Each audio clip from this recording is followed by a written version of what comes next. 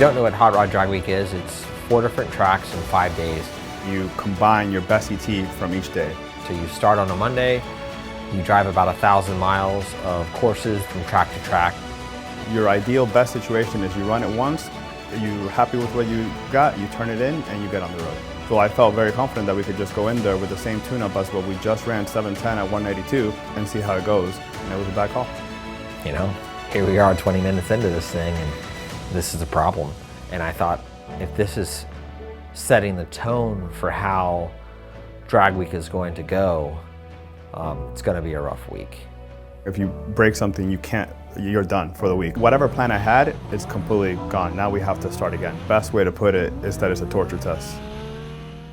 So going into Drag Week with the Toyota Supra was really neat because you're going into a community that the 6-cylinder engine that they're familiar with is out of the Grand National. So here we are with a 3.2 liter Toyota 2JZ.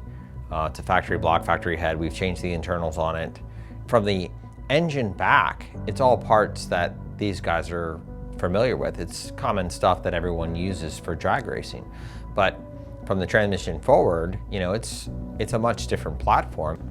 We generally run the car pretty hard every time. I mean, that's how it's fast. It doesn't have the ability to have a large engine adjustability. Like a large engine, you could say, well, I'm gonna just leave it soft and I'll pull some RPM out. Well, we can't leave at a lower RPM because then the turbocharger just doesn't really come online. We're at the minimum engine speed to keep the turbo spooled at the launch point. There is a lot of gambling involved, and you know, you have to do your best to make the right call on what you think the track will hold, because when you take your Toyota Camry to the track, you can just floor it every time, and every time it will run the same number. But when you take a car to the track that, you know, can make 15, 16, 1700 horsepower, 2000 horsepower, you have to be able to look at the surface, look at the time of day. Where are you? Can you get away with trying to put a lot of power down? And if you can't, then you blow your run. When we left to go to Drag Week this year, Gio and I had fumbled registration. The registration for Drag Week fills up like literally in 2 to 3 minutes. We showed up without actually having an entry at all. We were on the waiting list and we decided to just go up there because we heard that not everyone shows up to Drag Week. What they told us to do was show up. Depending on the car count, you may or may not get in. So when we got there were probably 50 to 60 people there in that same position. So they kind of excluded us. They left us in a different parking lot while all the people that had registered on time went through tech. And by the end of the day, say 4 o'clock, they said, if you've shown up to participate in Drag Week and you're here, you're in. The class that we registered was modified power adder. The reason we had to get in that class is because the way the suspension was modified, that's the class that fit that car.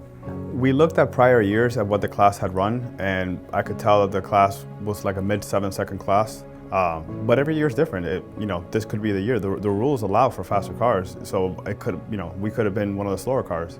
But we had tested. We knew we were going to be competitive. We knew we weren't going to be the slowest. So the other thing that we did was we volunteered to do the sealed engine, which means on day one, the tech department there puts a marking compound or a sealing compound on a lot of the engine hardware. From valve covers to oil pan, the engine could not come apart. And we chose to do that. We believed that we could make it to the end without opening the engine. We got a lot of people coming up to the car and, you know, with the hood off. They look at how small the engine looks in comparison. You know, when you're pitted next to a big block Nova that has a Pro Charger with a 140 millimeter inlet, you know, it's wild to look at this 2JZ and look at these big block Chevy engines, and then they run about the same ETs. When we told them how fast it's gone, everyone was completely shocked. They weren't expecting that at all. And you can tell there was some excitement to see the car run, but some disbelief that, well, let's see if it's actually gonna make it. When you start Drag Week, you put your trailer and truck in a different area where you no longer have access to it. It's just whatever you are gonna carry with you. So we had a trailer, a tent, a generator, fuel, nitrous, some tools, and our clothes. And that's what we're gonna go through Drag Week with.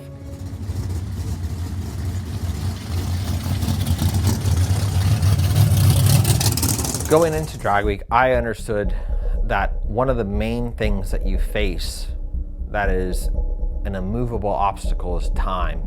Because if you fall behind at drag week, you don't sleep. And if you don't sleep, you're more prone to make mistakes, you're more prone to be frustrated, you're more prone to unravel this great event.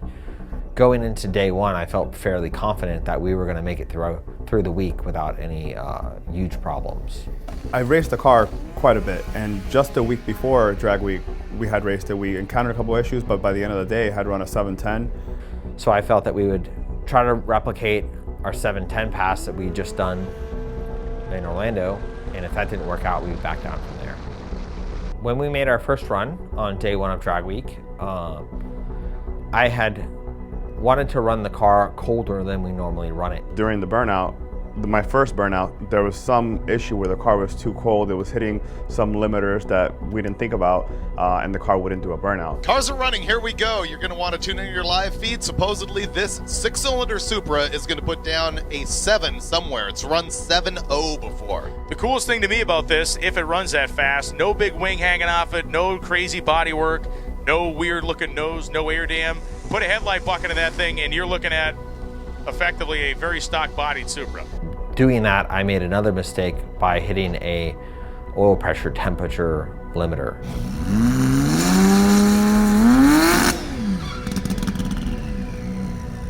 And Real Street Performance is a very well-known name in that section of the game, if you will, of hot rodding. You can see somebody sticking their face in there.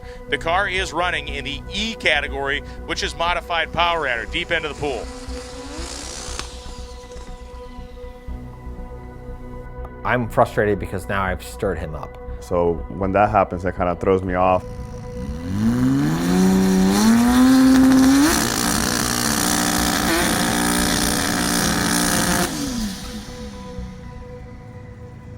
That car is red. Yeah, that car is red. They stuck the tire.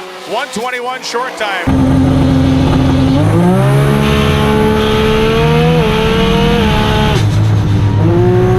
I think that first pass, I started maybe steering the car to the left. And I was thinking in my mind, like, okay, start correcting it. So I had to completely let off and get back on it. 8th mile, he's up by the center line at 136, 776 with an 8, 163 miles an hour, and I think there's more where that came from. It wasn't the run that we expected. We were somehow hoping that we were going to be able to do one run each day and everything was going to go beautiful, and it didn't work out that way. The question is, what game will they play? Will they come back and run a quicker number than that? I'm thinking not. That's going to secure top end of that class.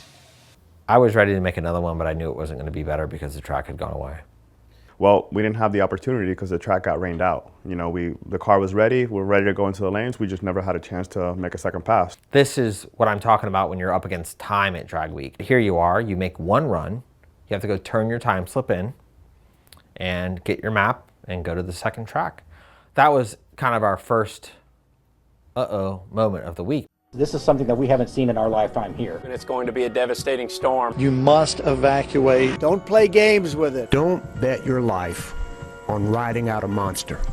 Everyone was becoming aware of the hurricane that was out in the ocean that was basically going to come into the path of the drag week course at some point. There is a hurricane that is slowly making its way towards the east coast of the USA, which may or may not affect us. The reality is, like any other sort of weather system, depending on which way it moves, there will be rain to drive through. But if our little scampering route goes the right way, we may actually be able to dodge the raindrops a little bit. I think Keith Turk has a right attitude about this, which is don't forecast the weather until you're standing in it. The early speculation was that we could finish drag week without having to deal with this hurricane.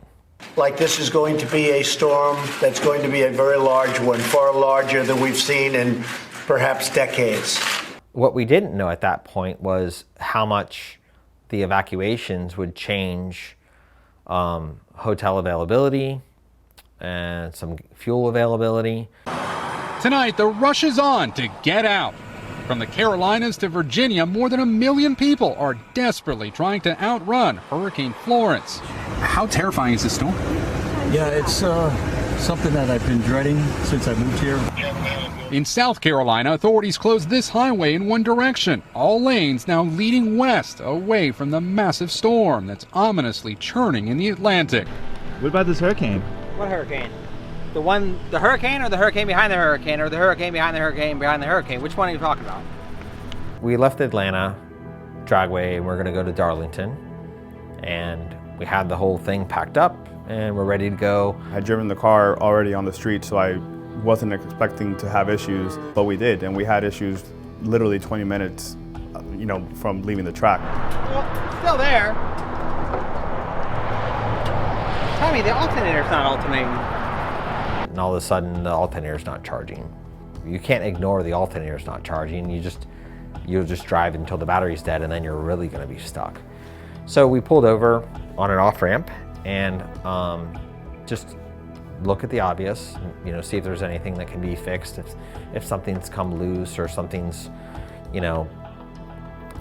broken that we can fix on the side of the road. There wasn't anything visibly wrong with the alternator. There wasn't anything visibly wrong with the wiring. And it seemed like our alternator just didn't like to be much over 215, 217 degrees. Well, we start the car up to move it off the off-ramp, the alternator's charging, let's get back on the highway.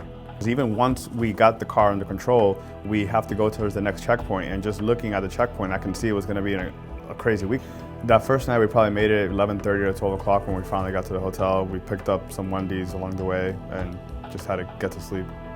I didn't get a good night's sleep the entire drag week because the days generally end around midnight, and it's just a stirred up, it's a pretty intense deal. I know that we have 4 more days to go, and I know that we have to go fast. So yeah, it is a lot of pressure.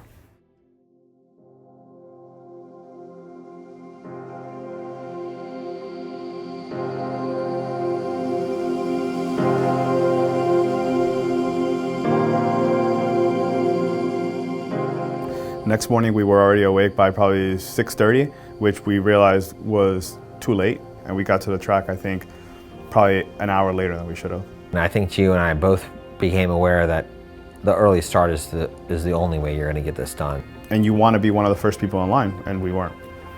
So we were the last to get into impound, and by the time that we got the car ready, they had already ran our session, and we had to wait another 2 hours before we could run again. That would mean we really would only have one pass, because the next pass wasn't until 11 in the morning. So we really had to make sure that we did good at that point. Because we missed first round, we had time to look at what was going on with the track, and there were cars that were spinning. Jay at that point took a little bit of power out of it and started to be more conservative just to make sure that we could go down the track. And I do the burnout, everything is okay at that point. I go to stage the car. And Giovanni Castillo, the Real Street Performance Supra. Castillo rolls smoke off the rear tires. Immediately, I have to pedal it because the car spins violently. I completely let off, get back into it. McIntyre's car may have a bit of a miss in it. You can see some smoke coming out of it as McIntyre goes 8.11 forward, 163.82. Try to save the pass, but it's just not making any power. But that 913 is not going to make those guys happy with the Supra. They are running in modified power adder, and they were number 2 yesterday with a 776, led by Dan Seitz with a 764, so they're going to have to try and get that thing back in lanes if they want to run hard. Which normally when you blow a run, you just stop, but because you may only have one chance to turn your time slip in, you have to take what you can get. When I saw the slip, it was like 9-1 at 150. I was like, well, something clearly is wrong, so I have to get back as quickly as possible. It's almost 12 o'clock, we got to figure this out. And I knew it was bad because now we really don't have a lot of time. Like, we have to cool the car, which is going to take 30 to 45 minutes, and we have to diagnose like what could have happened, and then we have to hope that we can actually fix it in probably an hour. And when I looked at the data log, it wasn't making any boost. It was making 20 pounds base boost. I saw that the wastegate target was not being made, so we borrowed compressed air from this guy Dave that has this naturally aspirated big block Corvette, put it on the wastegates are just leaking. It was complete frustration because I already knew there's no way that I can turn in a 9.0. I just turned in a 7.7, I can't turn in a 9.1 or whatever that pass was. It's just we have to fix it. Well, it took a couple hours to diagnose that. By then it was 1 o'clock and they're saying you only have 30 more minutes to make another pass. We don't have any way of fixing the car. at that point. Lonnie Grimm says lanes close in 5 minutes. If you want to get a run in, you got to be there in 5 minutes. So we try to make a second pass, just hoping that maybe if it hooks, it'll run, you know, a mid-8 or something like that, something to get our average better than a 9.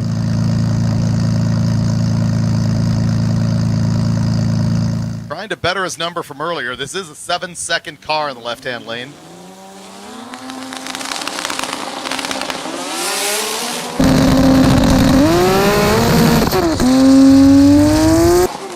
Smoke show again. He may be able to hustle it back to the lanes if he's lucky.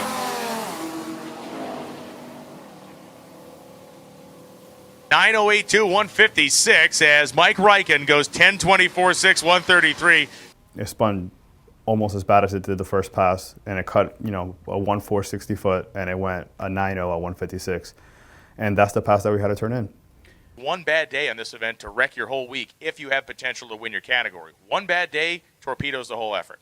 This put a lot of pressure on the rest of the week. Darlington was hard for me because I had an expectation. Gio had an expectation. The guys back at the shop had an expectation. Anyone that was following the car had an expectation. The announcer had an expectation. So, David, the car that you are not only, you're not even quietly rooting for this thing, you're openly on Team Supra. I am. I think it's really cool. This thing is an inline 6, and they told me that the thing ran 7 O's. Here we had brought this low 7-second Supra, and we had to turn in a 9-second time slip. So I was frustrated that it didn't go well, but I was more disappointed of our reputation as import guys because you're in a primarily domestic environment, and you know, being import guys, there's jokes about whether or not you could compete, and here we are, and we're not able to compete. We have a 9-second time slip, so it was pretty discouraging. I knew that once we had the wastegates, the car would just go back. So we still needed to get the car down the track, which we haven't really been able to do all week. Jay put him in the car, did some other stuff to try to help with cooling, and at that point we knew, okay, car should be good again. You think you have your car ready, but until you're actually doing it and you're, you know, going up hills and down hills or stuck in traffic, and you're stuck in traffic while going up a hill, the car is just not liking it.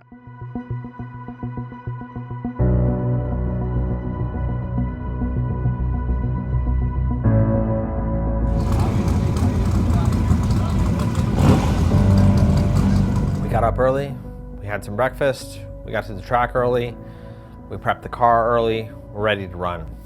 For those of you that haven't seen or been to ZMAX, it's a phenomenal location.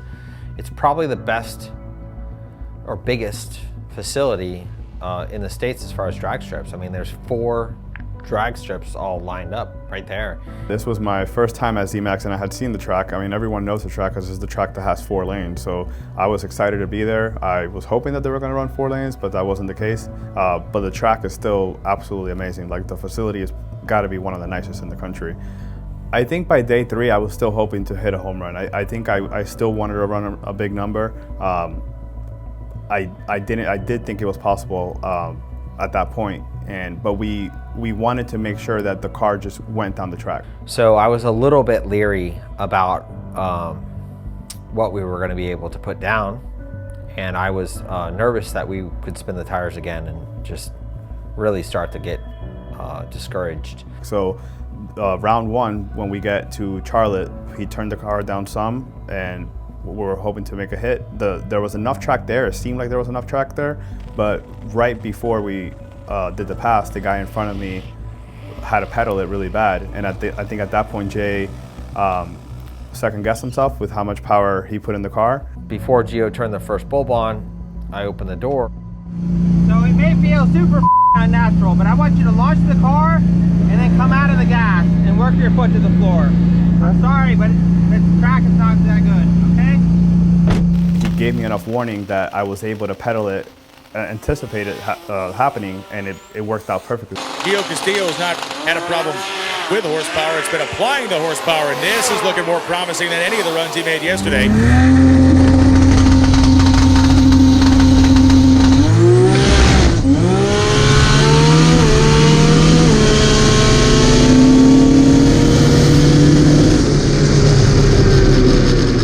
still goes 755 at 195. That was a good call. Holy did you let off the gas? Yeah, no, I did. I was like, what is he asking me to do? And it's like, yeah, it looks like we got smoke emanating from the hood there. That was going to be totally a blow. So he came back around to the pit, and at that point we had some joy to share because he was excited. It was way better than our day before, so we had a feeling of some improvement. And that is the quickest number that we've seen out of that Supra so far.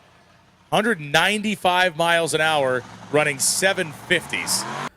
Well, I see 195 mile per hour, so I know that even though the car has already gone through some brutal conditions, it's making all the power. So I know that we have a good engine. I know that it's really just about getting the first 330 feet to work the way that they normally work.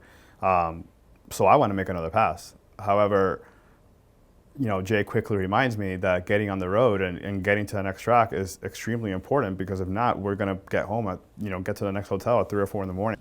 The track is only going to get worse throughout the day. You're going to fight with this rain that's happening. So we decided we were going to pack it up and move on to the next track. Our first checkpoint was Pat Musey's shop, which was really, really neat because Pat Musey has been a legendary American engine builder for just decades. And he's just got these huge engines, like stuff that as an import racer, like you could drop your crankshaft of your B series through the bore on one of these big block Chevys. I mean, it's just tremendously cool stuff. So they were running a big engine on a dyno, which just sounds like thunder compared to the small stuff we work on. We got our photo, got back on the road and headed to the second checkpoint. Leaving Pat Musey's shop was pretty easy until we got into the mountains. This turned out to be by far the hardest drive out of all of them, because it involved going uphill a lot of the time. There's no road lights and you're just out in this dark area winding up and down these turns. And you have this map and you're following the map, but did you miss a turn? And then your phone doesn't update the GPS very well because there's not a lot of signal. So, it's easy to get frustrated in a situation like that.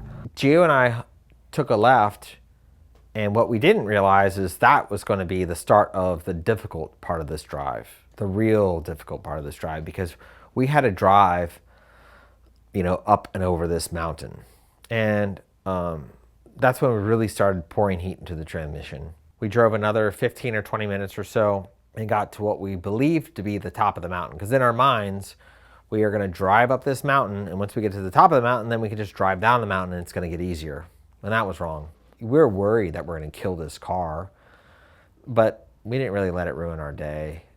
We had a good time, and that evening was probably the roughest part of our drive, because as we got closer to Bristol, the route tightened up and it got dark. This is the incredible view from NOAA's Hurricane Hunter. Just look as the plane reaches the eye wall, the blue sky clearly visible. We are in a very deadly and important game of chess with Hurricane Florence. But I think all the forecasts, from what I understood at the time, they were pushing the hurricane out past drag week. So I thought it was okay. I mean, with us being from Florida, I wasn't too concerned about the hurricane. However, that area doesn't get hurricanes a lot, apparently, because everyone there was, like, at least at the hotel, gas stations, it was just frantic.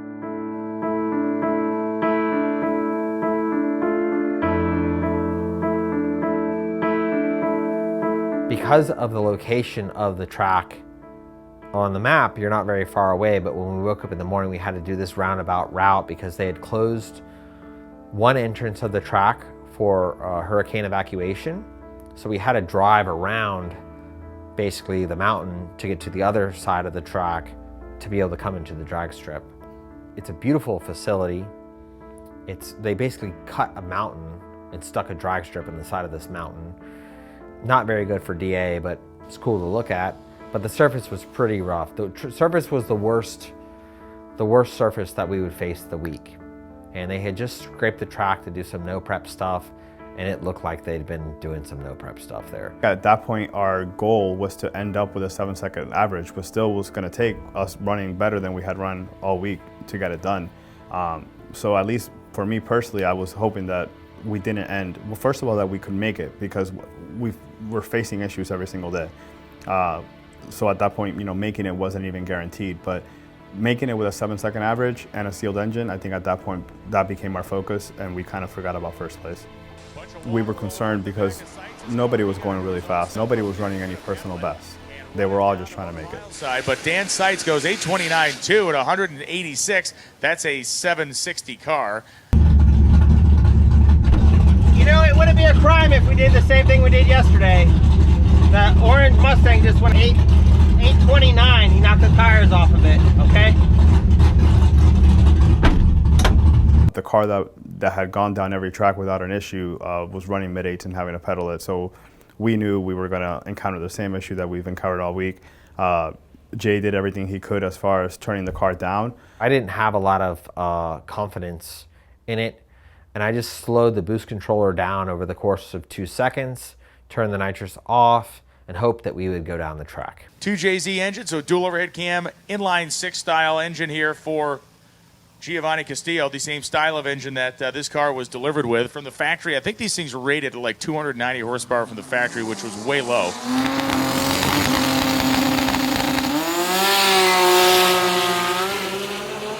Could be one of the best runs we've seen this car make all week. 146 in the 8th mile as Castillo goes 781.4 at 178. At that point, I didn't know it was spinning, but it was kind of shaking. I could hear engine speed just kind of like not doing what it normally does.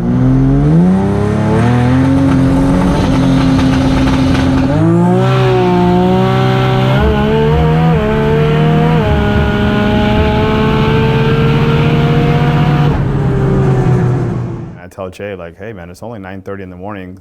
The next checkpoint is 100 miles away. Let's just run it again and try to see if we can do better. And I said, no, we're gonna go to the next track, because the condition of the track will not get better as the sun gets on it.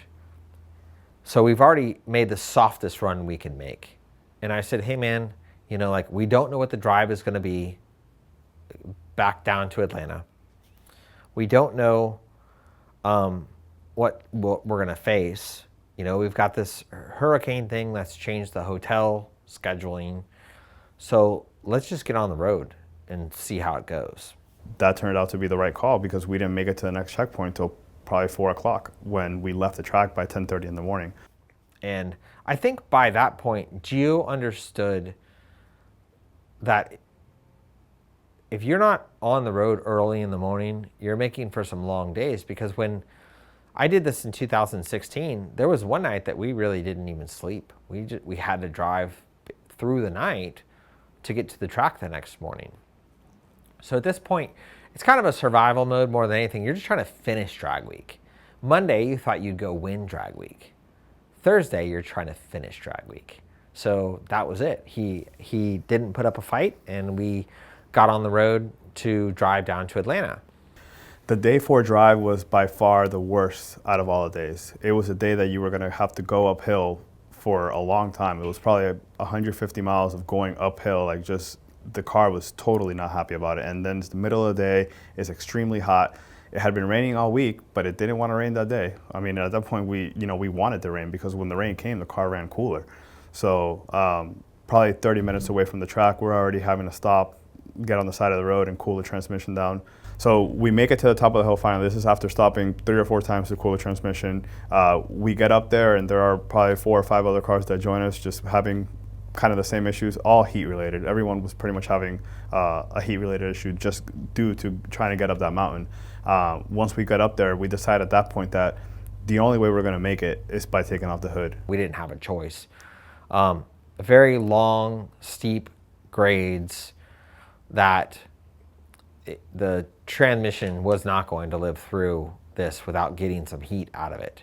That turned out to be the right call. We took off the hood, we managed to put it in the trailer, and we were able to make it down, make it up the hill and make it down the hill with a little bit cooler time than what we were before. I could tell that Gio was relieved when it started to rain, and I made a joke at him. I said, "Hey man, when's the last time you were in a car that didn't have windows and it was raining out and you didn't even care.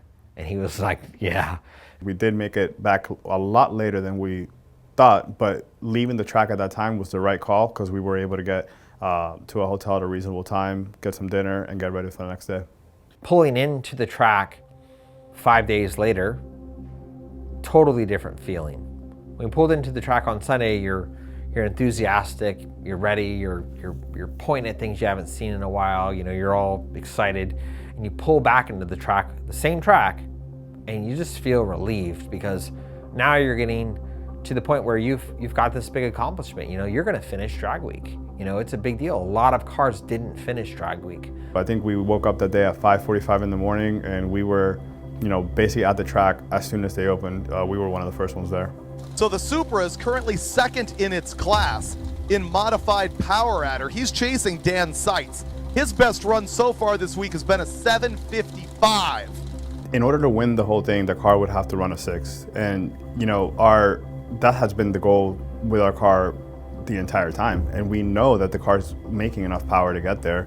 We just need to put everything together. And at this point, we're going into it in second place. At that point, we felt pretty solid that we were going to finish in second place, but we wanted to finish with a 7-second average. And in order to do that, we had to run a 7.8 ET. So in the you know, I'm feeling pretty confident because Atlanta is the only track that we've actually been able to get the car to leave.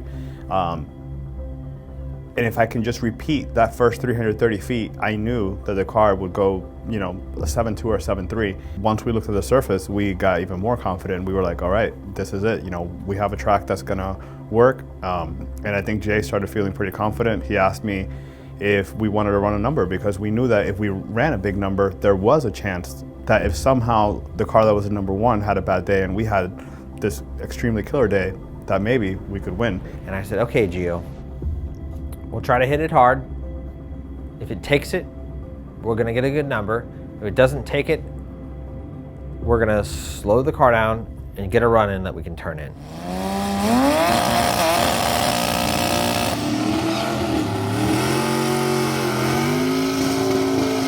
Here comes a really interesting pair because on the right-hand side, you have got a giant displacement, Hemi-powered Camaro, Doc McIntyre, who's had this thing since about high school, and he's about to go against Giovanni Castillo, who's back on the line with that inline-6 turbocharged Supra.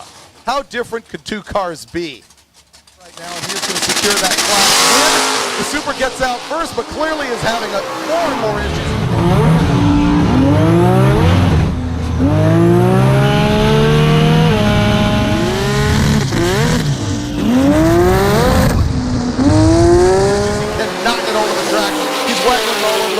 But Doc goes 5.42 to the 8th and out the back end 8.49 with a 4. I underestimated track surface. A major thing for us was not being able to just go out there and crank home runs because the surface wasn't going to let us do it. It was terrible. I had to pedal the car probably 3 or 4 times. It was just total mess. It ran, I don't even remember what it won, but it was like a high 9. Terrible. And at that point, pressure's back. I don't know. I mean, the track looked badass, so I think Jay decided to go for it. I mean, we decided to go for it. This so far has been the best track. We probably had a bad call. I think it was definitely a greedy decision, but we knew we had a full day. Since we were back in Atlanta, we weren't going to have to leave early to go to another track. While it was a gamble, I think it was a pretty safe gamble because I knew that as long as the weather held out, which we checked the forecast, the weather was going to be good that day, we were going to have another shot at it. I don't want to finish the week bad, so we slowed the boost down, turned the nitrous off. We've already ran 7.5 pedaling it, we've ran 7.5 spinning. We should be able to run a 7.5. Here we go again with Giovanni Castillo in this 7-second Supra. Happy to see him back. Want to see this thing finish the week solid. I want to see a 770 out of this thing. We understand it is 7.0 capable.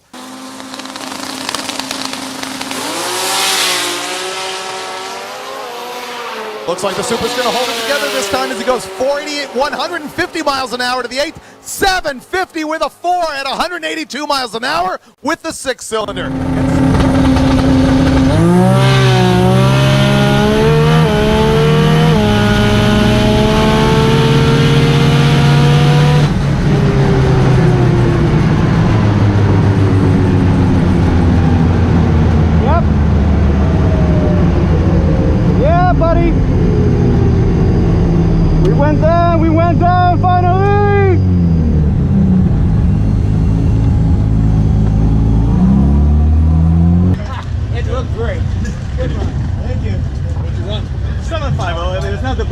take it after this week, man. I was excited. It was the only time I'll ever get excited about running 7.5. I guess for a moment you celebrate it because it's the fastest you've gone all week.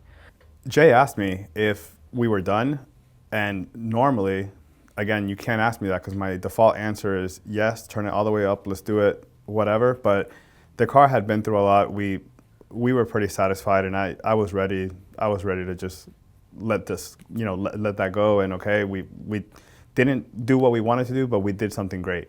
I think it was probably the first time that I'd heard Gio talk about a car with some empathy to what mechanically has to go on, what level of abuse goes on to perform the way these cars perform. He said, I was worried about the car. And normally Gio's like, the car, I'm gonna run the car. If it breaks, it breaks. And now he's like, ooh, this car's done a lot of work this week. I knew it meant we finished the week with a sealed engine. We're in a 7-second average, and we did it. That morning, most people were telling us, you're still here. Like, be happy that you're still here, because there were at least 80 cars that got dropped out that couldn't make it to this point. So just making it and being able to get the 7-second average, all that coming together, I was extremely happy. That was it. That we made that second run, went a mid-7, and drag week was a wrap.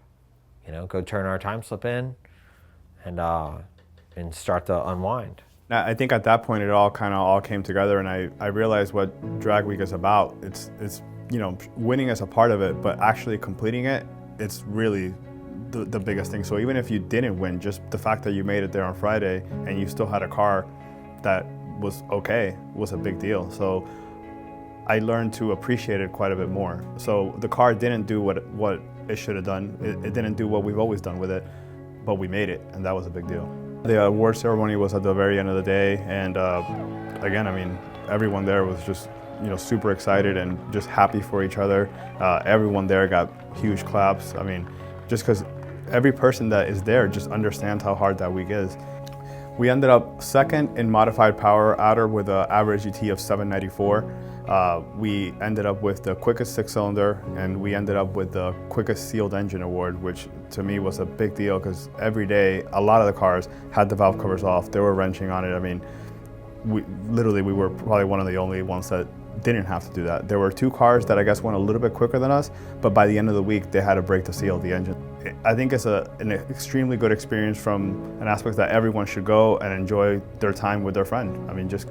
We don't get to do that as adults. Like, it doesn't happen. I don't get to go on a road trip. I have too much responsibilities, family, all that stuff, and this was just a guy's trip, so it was awesome.